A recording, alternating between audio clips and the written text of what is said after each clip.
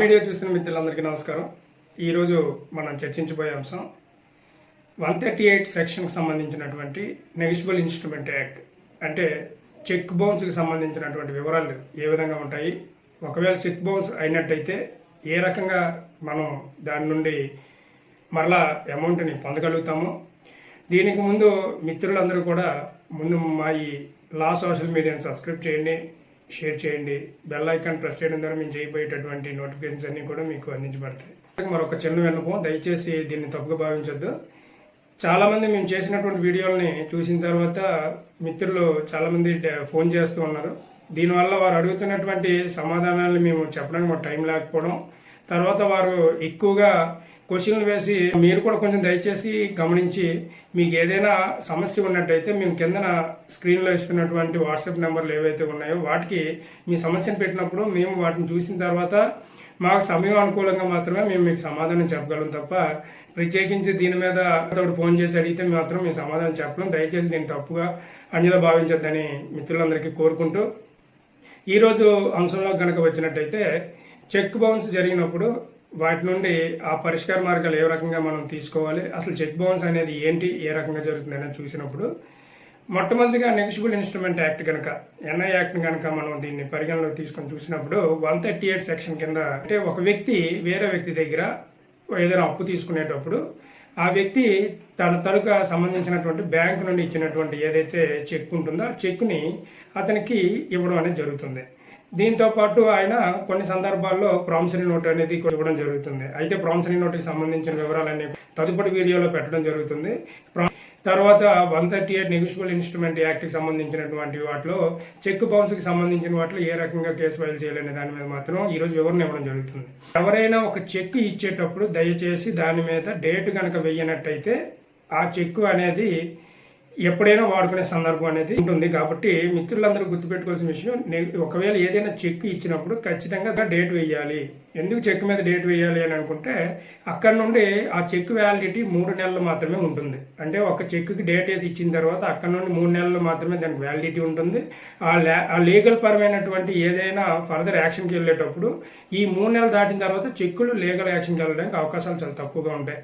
Negotiable యాక్ట్లో ఇంకా క్లియర్గా వివరించిన విషయం ఏంటంటే రీసెంట్గా వచ్చినటువంటి అమెండ్మెంట్లు కనుక పరిశీలించినట్టయితే ఇంతకుముందు ఏం జరిగేది, ఒక చెక్ కనుక ఇచ్చినట్టయితే ఆ చెక్ని దాని మీద డేటు వేయని పక్షంలో ఆ వ్యక్తి తనకు నచ్చినటువంటి అమౌంట్ని వేసుకోవడం ఒకటి, రెండోది వారికి నచ్చినటువంటి డేట్ల కింద వేసుకొని వారు దాని బ్యాంకులోని అకౌంట్లో వేయడం అనేది జరిగేది. దానివల్ల ఆ టైంకి అమౌంట్ కనుక లేనట్టయితే అది ఇన్సఫిషియెంట్ ఫండ్ కింద వారికి మెమో అనేది ఇవ్వడం, బ్యాంకు వారు ఇవ్వడం అనేది జరుగుతుంది. దీన్ని బేస్ చేసుకుని ఆ బ్యాంకు వారు ఏదైతే మెమో దాఖలు చేశారో దాన్ని బేస్ చేసుకొని మాత్రమే ఈ యువతల వ్యక్తి ఎవరైతే ఉన్నారో ఆ వ్యక్తి దాని మీద కోర్టుకి వెళ్ళడము, కేసులు ఇంకా సత్వర కార్యక్రమాలన్నీ జరుగుతాయి. అయితే ఇక్కడ గుర్తుపెట్టుకోవాల్సిన విషయం, ఇవన్నీ పరిగణలో చూసుకున్నటువంటి గౌరవ న్యాయస్థానాలు కొన్ని సూచనల సలహాలతో పాటు కొన్ని అమెండ్మెంట్లు కూడా మార్చి ఈ సిస్టమ్కి ఫుల్ స్టాప్ పెట్టాలనే ఉద్దేశంతో ఎవరైనా ఒక వ్యక్తి చెక్ ఇచ్చిన తర్వాత అంటే ఒకవేళ ఎంటీ చెక్ ఇచ్చినప్పుడు కూడా అది 6 మాసాలు మాత్రం వ్యాలిడిటీ ఇచ్చారు. ఎలాగో 6 మాసాల వ్యాలిడిటీ ఇచ్చారు అనేటంటే ప్రతి బ్యాంక్కి కూడా రిజర్వ్ బ్యాంక్ ఆఫ్ ఇండియా కొన్ని మార్గనిర్దేశకాలు చేసింది. దీని ప్రకారం ఒక వ్యక్తికి ఒక చెక్ని ఇవ్వడం కనుక జరిగినట్టయితే అది 6 మాసాలు మాత్రమే వ్యాలిడిటీ. ఏది చెక్ మీద డేట్ వేయని పక్షంలో కూడా 6 మాసాల వ్యాలిడిటీ అనేది ఆ చెక్కి సంబంధించిన దాంట్లో వ్యాలిడిటీ అనేది ఇవ్వడం జరిగింది.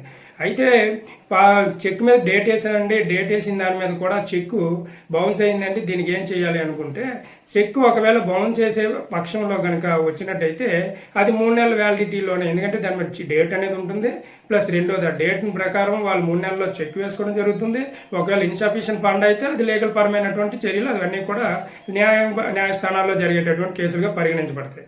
కానీ ఇక్కడ గుర్తుపెట్టుకోవాల్సిన విషయం ఏంటంటే ఒకవేళ ఒక వ్యక్తి ఎంటీ చెక్ను కనుక ఇచ్చినప్పుడు ఖచ్చితంగా ఎంటీ 6 నెలలు మాత్రమే వ్యాలిడిటీ ఉండడం వల్ల అంటే ప్రతి 6 మాసాలకి కూడా ప్రతి వ్యక్తికి కూడా ఒక చెక్ బుక్ అనేది మార్చి ఇవ్వాలి అనేది చెప్పి ఈ గౌరవ న్యాయస్థానం సంబంధిత బ్యాంకులకు కూడా వివరణ ఇవ్వడం వలన ఇకపైన ఎవరైనా కూడా ఒక చెక్ని హానర్ చేసేటప్పుడు ఈ పరిగణలోకి తీసుకొని ఏదైతే ఇచ్చినటువంటి చెక్ను 6 నెలలు దాటిన తర్వాత ఎవరైనా కూడా ఎక్కువ అమౌంట్కి డిపాజిట్లు చేసుకుని మనీ లాండరింగ్కి సంబంధించినటువంటి కాల్ మనీ వ్యవహారాల్లో ఎక్కువగా ఇలాంటి సందర్భాలు చూస్తున్నాం కాబట్టి వీటిని పులి స్టాప్ పెట్టాలి అనే ఉద్దేశంతో మాత్రమే ఈరోజు ఈ కార్యక్రమం అనేది ముఖ్యంగా ఈ లీగల్కి సంబంధించినటువంటి వ్యవహారాన్ని చెక్ పెట్టాలనే ఉద్దేశంతో చేసిందే తప్ప న్యాయం కనుక మాట్లాడుకున్నట్లయితే ఒక వ్యక్తి అవసరాలలో ఉండేటప్పుడు ఆ వ్యక్తి ఇచ్చినటువంటి అమౌంట్ని తిరిగి మనం ఆ అమౌంట్ వారికి రిక్వైర్ చేసి ఇవ్వాల్సినటువంటి బాధ్యత మన మీద ఉంటుంది. అది న్యాయం, అది న్యాయంగానే మనం ఇవ్వాలి. ఒకవేళ అలాంటి ఇవ్వలేని పక్షంలో కొంతమంది ఐపీఎల్కి వెళ్ళడం అనేది, ఎక్కువ మంది దగ్గర అప్పు చేసి ఐపీఎల్ కంటే ఇన్సాల్వెన్సీస్ అనేవి కొన్ని దగ్గర ఉంటాయి, అవి కోర్టును సంబంధించి వారు తేవడం జరుగుతుంది. దాన్ని కూడా నేను ఫర్దర్ ఎపిసోడ్స్లో మీకు అందించడం జరుగుతుంది. కనుక ఒక వ్యక్తి తను తీసుకున్నటువంటి రుణాన్ని తిరిగి అందించే విషయంలో, తిరిగి ఇచ్చే విషయంలో చెక్ బౌన్స్ జరగకుండా చూసుకోవాల్సిన బాధ్యత దాని మీద ఉంది. ఎందుకంటే ఒకసారి చెక్ బౌన్స్ జరిగింది అని అంటే దాని ఎఫెక్ట్ ఆయన తలకు సంబంధించినటువంటి బ్యాంకు లావాదేవీలకు సంబంధించినటువంటి సిబిల్ స్కోర్ మీద ఆధారపడి ఉంటుంది.